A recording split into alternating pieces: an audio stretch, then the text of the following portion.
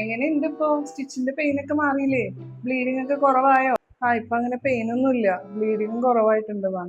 എന്ത് പറ്റിയടോ? കുഞ്ഞ് പാലൊക്കെ കുടിക്കുന്നില്ലേ? പാല് തീരെ ഇല്ല ഡോക്ടറെ, കുട്ടി ഏതുവരും കരച്ചില്ല.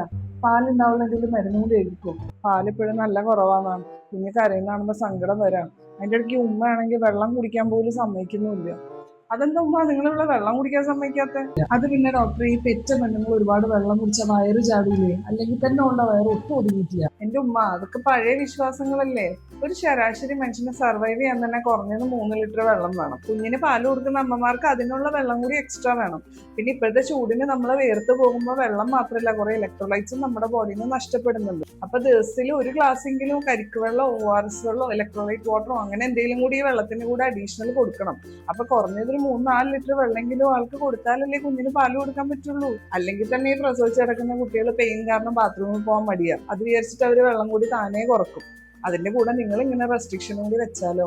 ഇതൊന്നും എനിക്ക് അറിയില്ലായിരുന്നു ഡോക്ടർ. ഞാനൊക്കെ പ്രസവിച്ച സമയത്ത് ഒരു ഗ്ലാസ് വെള്ളം പോലും കിട്ടാതെ ദാഹിച്ചിട്ട് വെള്ളം കട്ടു കുടിക്കുന്ന അവസ്ഥ വരെ ഉണ്ടായിട്ടുണ്ട്. അവര് ഫീഡ് ചെയ്യുന്നതിന്റെ അടുത്ത് എപ്പോഴും ഒരു ബോട്ടിൽ വെള്ളം കൊണ്ടുപോയി വെക്കുക. ഇനിയിപ്പോ അവര് മറന്നുപോയാലും നിങ്ങൾ വേണം അവരെ വെള്ളം കുടിക്കാനായിട്ട് ഓർമ്മിപ്പിക്കാൻ വേണ്ടി. ഇനി ഞാൻ എന്തായാലും ശ്രദ്ധിച്ചോളാം. Thank you ma'am.